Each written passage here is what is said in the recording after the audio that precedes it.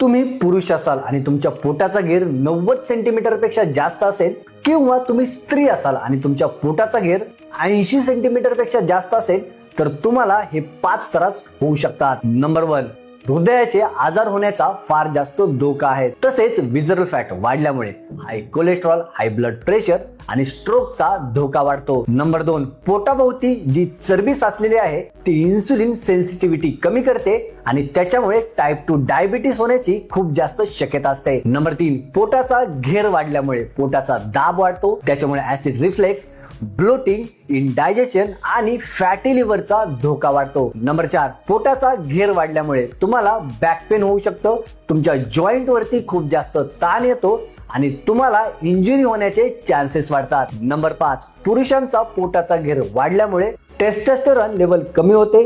तसेच स्त्रियांमध्ये irregular periods किंवा पीसीओडी किंवा फर्टिलिटीचे इश्यूज वाढत असतात. त्याच्यामुळे पोटाचा घेर कमी करण्यासाठी एकच मार्ग आहे, रोज व्यायाम करणे, कार्डिओ करणे आणि कॅलरी डिफिशियंट डाएट फॉलो करणे. नक्कीच तुमच्या पोटाचा घेर कमी होणार आहे. हा व्हिडिओ तुमच्या जवळच्या व्यक्तीसोबत नक्की शेअर करा.